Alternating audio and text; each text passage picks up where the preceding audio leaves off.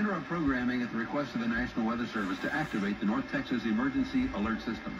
The National Weather Service has issued a severe thunderstorm warning for Rockwall County, for southeastern Hunt County, northern Kaufman County, and southeastern Collin County until 8:15. A severe thunderstorm is located over Rockwall, moving east at 20 miles per hour. The storm may contain 60-mile-per-hour wind gusts and half-dollar-sized hail.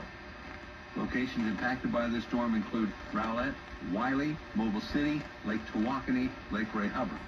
Once again, a severe thunderstorm warning issued for Rockwall County, southeastern Hunt County, northern Kaufman, and southeastern Collin counties until 8:15. A severe thunderstorm over Rockwall, moving east at 20 miles per hour. All North Texas stations affected by this alert are requested to relay the preceding message.